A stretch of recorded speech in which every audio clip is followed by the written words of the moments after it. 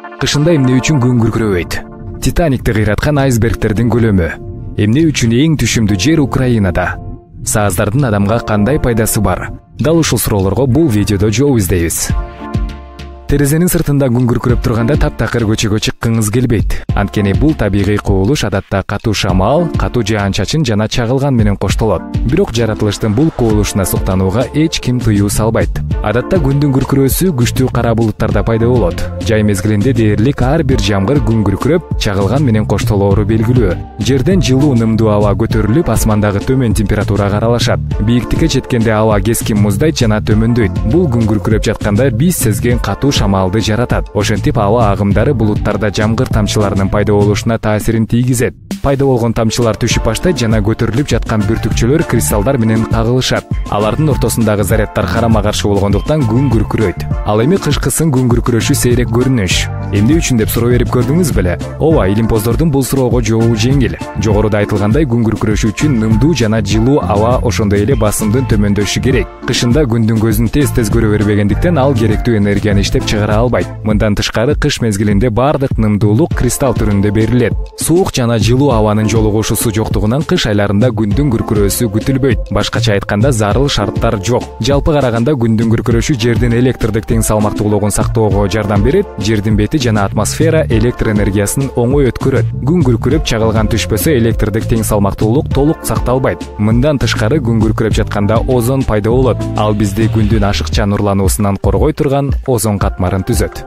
Муз планетаны таза суу менен камсыз кылып, дүйнөлүк океандагы глобалдык суунун деңгээлин сактайт. Мындан тышкары муз планетабыздын өткөн тарыхы жөнүндө пайдалуу маалыматтарды камтып, жердеги климаттын өзгөрүшү жөнүндө көп нерсени айтып берет. Эми океанда сүзүп жүргөн айсбергтер тууралуу сөз болсун. Океандардын үстүндө калкыган айсбергтер кооз гана эмес, коркунучтуу дагы. Ошентсе да бул коркунучтарга карабастан аларды өз көзү менен көрүүнү каалаган туристтердин саны таптакыр азайбайт. Азыр мени угуп жаткан угармандардын арасында легендарлуу Титаник тасмасын көрбөгөн адам жок болсо керек. Эң чоң кеменин кыйрашына себепкер болгон бул айсберг. Алар кайдан, кантип пайда болот? Бардык айсбергтер көлөмүнөн эмес, түсү менен айырмаланышат. Көбүнчө ак жана көк түстөр. Адатта айсберг канчалык ак болсо, ал жашыраак болот. Көптөгөн жылдар ичинде андагы аба акырындык менен суу менен аралаштырылып турат. Ошондуктан муз тоосу түсүн өзгөртүп, жашыл же көгүш түскө ээ болот. Айсбергтер укмуштуудай көлөмдөргө жетет. 2000 жылы байкоо жүргүзүү тарыхында эң чоң V15 деп аталган айсберг Антарктиданын мөңгүлөрүнүн биринен бөлүнүп чыккан. Анын аянты 11 000 километр квадратка жетип, Ямайка аралынын же Ливан мамлекетинин аянтындай чоң болгон. Анын массасы 3 триллион тоннага барабар болуп, 10 жылдан кийин толугу менен ээрип бүткөн. 1912 жылы Титаниктин чөгүшү айсберг менен кагылышуудан улам тарыхтагы эң ири кырсык болуп калган. Дал ушул трагедиядан кийин бир катар өлкөлөр кооптуу болгон айсбергтерди көзөмөлдөө программасын иштеп чыгып, андан кийин окшош кырсыктар катталган эмес. Негизинен айсбергтер спутниктерден жана дрондордон байкалат. Жада калса аларга атайын маяктар түшүрүлөт. Дүйнөдө айсбергтерди жердин кургакчыл аймактарын таза суу менен камсыз кылуу үчүн негизги булак катары пайдаланат. Бардык океандарда калкып жүргөн айсбергтерде дүйнөдөгү көлдөргө жана дарыяларга караганда таза суу көбүрөөк сакталып турат. Көптөгөн кылымдардан бери топуракты жөн гана өндүрүүчү же ылай катары колдонуп келсек, эми анын ден соолугуна жана биологиялык ар түрдүүлүгүн коргоого кам көрө турган мезгил келди. Топуракты жөн эле бош жер деп ойлоо жаңылыштык. Анда бүтүндөй жашоо, козу-карындар, курт-кумурскалар, өсүмдүктөр, бактериялар, жаныбарлар байырлайт. Окумуштуулардын болжолдуу эсептөөлөрү боюнча дүйнөдөгү бардык микроорганизмдердин 30% топуракта жашайт. Эң кызыгы, алардын саны бир уч жерде биздин планетадагы адамдардан көп. Топурактын пайдалуу касиетинин бири ал адамзаттын айлана чөйрөгө техногендик таасиринен улам атмосферага чоң көлөмдө бөлүнүп чыккан көмүртекти мыкты сиңирет. Күн сайын колдонгон миллиондогон литр сууларды азыркы жаңы технологиядан дагы мыкты чыпкалап тазалап берет. Планетанын башка ресурстарынан айырмаланып, топурак дээрлик калыбына келбейт. Органикалык заттардын сиңишинен улам толукталып, убакыттын өтүшү менен мурункуга караганда түшүмдүү болуп калышы мүмкүн. Бирок бул процесс миңдеген жылдарга созулат. Демек, топурактын азайышына алып келген жерди жоопкерчиликсиз пайдалануу айлана чөйрөгө ошондо өтө чоң зыян келтирерин унутпашыбыз керек. Негизинен кара жердин эң түшүмдүү түрү деп эсептелет. Анын запастарынын көпчүлүгү Россияда 52%га ээлик кылат. Дүйнөлүк запастын болжол менен 9%-на ээлик кылган Украинанын топурагы жогорку түшүмдүүлүгү менен башкалардан айырмаланып турат. Ал эми жалбырактуу дарактар түшүмдүүлүгү жагынан топуракка жакшы таасирин тийгизип, аны азот, гумус жана ар кандай пайдалуу заттар менен каныктырат. Бул топуракта пайдалуу микрофлоранын өнүгүшүнө ылайыктуу шарттарды түзөт. Ошол себептен жаз-күз айларында чогулткан жалбырактарды өрттөбөстөн талаага чачып койсоңуз пайдасы көбүрөөк тиет. Бизге белгилүү болгон курт-кумурскалардын 95%га жакынынын өмүрү топурак менен байланышкандыктан алар болуп жаткан процесстерге чоң таасирин тийгизет. Анткени жер алдындагы өтмөктөрдү казып, анын аралашуусуна салым кошот. Жалпы эсеп менен топурактагы тирүү организмдердин биомассасы бардык деңиздер менен океандардын биомассасынан бир нече эсе көп. Бирок ага карабастан органикалык таза заттар менен адамзатты багып жаткан топуракты кирдетүүдөн мурун анын кандай керек экенин унутпашыбыз керек.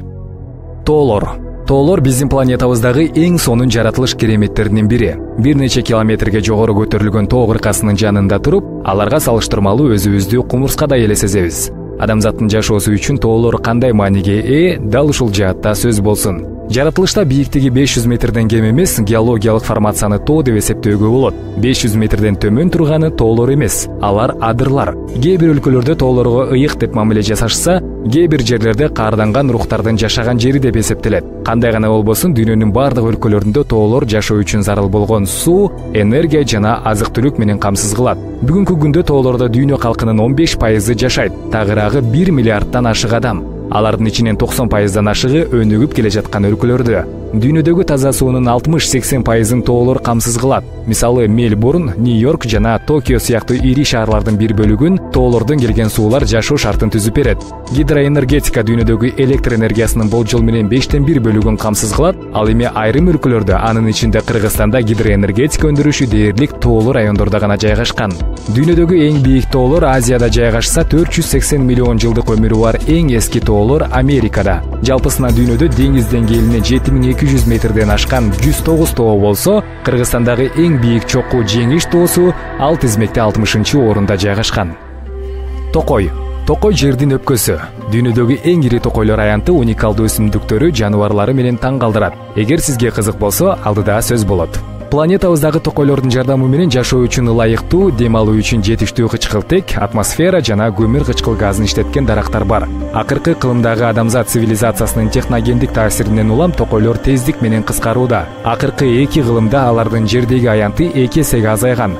Алар 19-кылымдын башында жердин болжол менен 60%-ын ээлесе, азыркы тапта 30%-га гана барабар. Алардын төмөндөшүнүн негизги себеби бак дарактардын кыйылышы. Ар бир токой аянты бир гана дарактар менен чектелбеген көп деңгээлдүү экосистема. Көптөгөн өсүмдүктөр, миңдеген жаныбарлар жана 100 миңдеген курт-кумурскалар жашайт. Кургактагы сүт эмүүчүлөрдүн жана сойлоп жүрүүчүлөрдүн 50%-га жакыны токойлордо жашайт деген так маалымат бар. Ал эми тропикалык токойлор биздин планетанын бардык токой аянттарынын жарымын түзөт. Алар жер аянтынын 15%-ын ээлеп, алардын көпчүлүгү Түштүк Америкада кездешет. Бул чыныгы табигый кенч. Дүйнөдөгү ар бир 5-чи дары ошол жерде өскөн өсүмдүктөрдөн жасалат. Жыл сайын дүйнө жүзү боюнча болжол менен 30 000 км2 токойлор жок болот. Тагыраак айтканда, бул Армения же Бельгия сыяктуу өлкөлөрдүн аймагы менен барабар.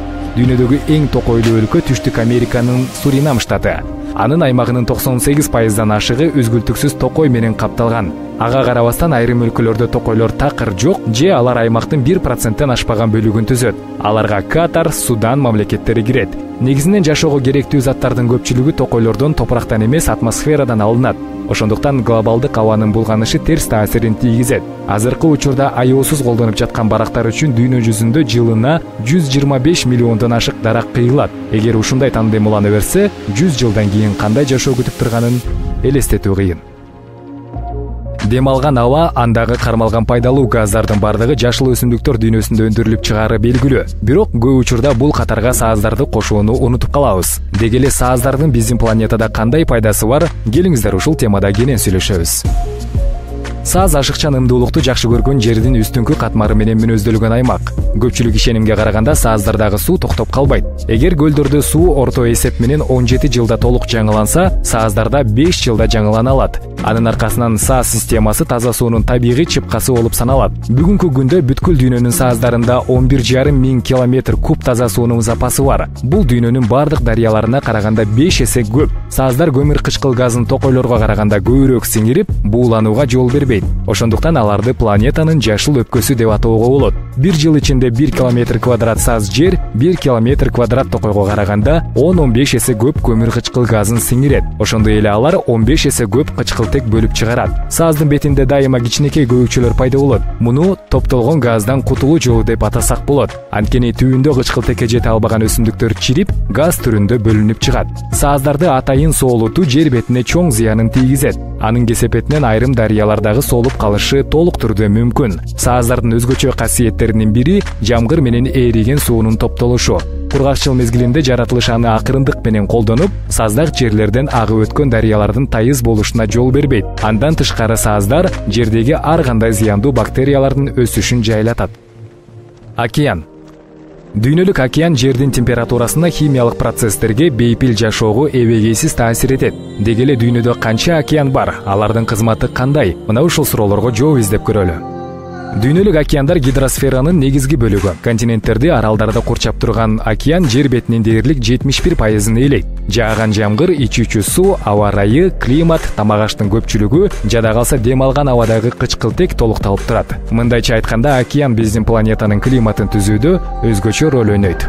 Деңиз агымдары, жылуулукту бөлүштүрүү, абанын муздашы жана жылышы дагы океандардагы өзгөрүүлөргө көз каранды. Бүгүнкү күндө дүйнөлүк океан начар изилденгендиктен сиз 3500 метрден тереңирээк түшсөңүз, илимге белгисиз жаныбарлардын жаңы түрлөрүнө туш болушуңуз толук ыктымал. Ал тургай миллион жылдан бери жаткан таштандыларды да көрүшүңүз мүмкүн. Дүйнөдө 5 океан бар. Эгерде мектепте 4 гана океан бар деп окуган болсоңуз, бүгүнкү күндө алардын саны 5ке жетти. Ал Түштүк океаны, Тынч, Атлантика жана Индия океандарынын түштүк бөлүктөрүнүн бирикмесинин аталышы. Анын терең жери 8264 метрди түзүп, 2000-жылдардан бери 5-чи океан катары белгилүү. Океандардагы суулар жердеги суулардын дээрлик 96%-ын түзөт. Суу толкундар жана агымдар менен дайым аралашып тургандыктан, анын курамы бардык бөлүктөрүндө дээрлик бирдей. Кургакта жашаган жаныбарлар көп дей турган болсок жаңылышабыз. Себеби 1 литр океан суусунда гана болжол менен 38 000 микроорганизм бар. Канчалык терең болсо дагы дүйнөлүк океандын орточо температурасы 5 градусту түзөт. Ал үстүнөн таза көрүнгөнү менен түбүндө миңдеген сырларды катат.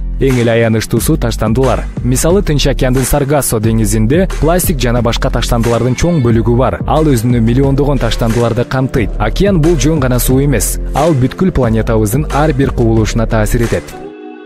Көздөн катылган жер астындагы суулар биз үчүн дүйнөлүк океандын ачык бөлүгүнөн кем эмес. Анын бар экенин билгенибиз менен ал жөнүндө маалыматыбыз аз. Биз басып жүргөн жердин алдындагы суулар тууралуу кызыктуу маалыматтарга токтолуп көрөлү.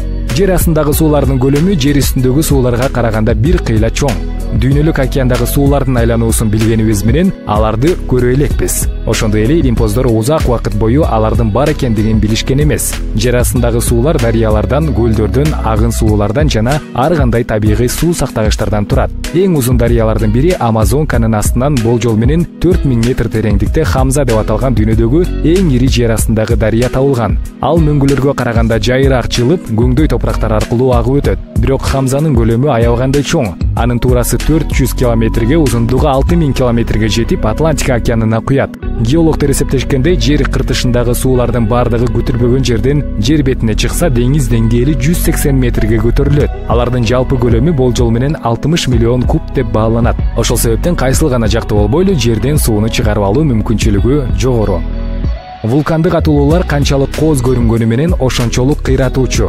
Укмуштуу жарылуулар, алар жараткан кыйроолор жөнүндө эскерүүлөр уламыштарда сакталып калган. Бактыга жараша бүгүнкү күндө адамдар кийинки вулкан качан болоорун алдын ала айтууну билишет. Вулкандар аламына кыскача саякатка чыгабыз. Жалпысынан кургакта 900гө жакын активдүү вулкандар бар. Алар каалаган учурда ойгонушу мүмкүн. Айрым окумуштуулар океан түбүндөгүлөрдү эске алганда 1500дөн 4500 чейин так саны аныкталбаган маалыматты айтып келишет. Белгилүү себептен улам суу алдындагы атуулуулар кургактыкка караганда анча коркунучтуу эмес. Бирок кээ бир бир учурда цунамиге алып келиши мүмкүн. Анын үстүнө Австралиядан башка жердин бардык континенттеринде активдүү вулкандар бар. Эгер вулкандан бөлүнүп чыккан күл көп көлөмдө атмосферага көтөрүлсө, биздин планетада глобалдык климаттын өзгөрүшү байкалат.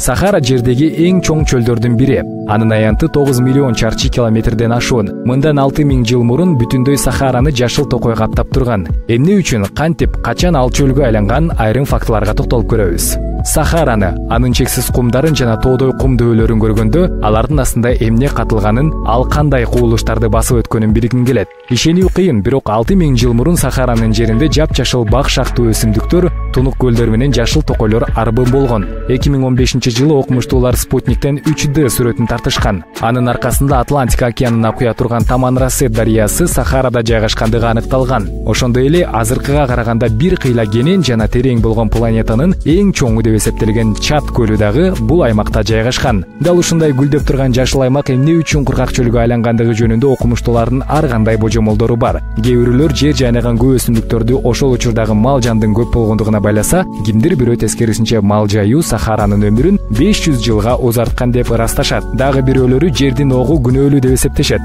Себеби 20 000 жыл сайын жантайып өзгөрүп турат. Анын жылышы күн нурунун ачуу тийишинен таасир эткен деп белгилешкен. Достор, бул чыгарылышта бизди курчап турган ааламдын айрым кубулуштарын, алардын өзгөчөлүктөрүнө токтолдум. Эгерде жаккан болсо лайк басып, комментарий жазууну унутпаңыз. Анткени жасалып жаткан материалдар канчалык деңгээлде жагып жатканын билүүгө дал ошол көрсөткүчтөр жардам берет. Кийинки видеону күтүңүздөр.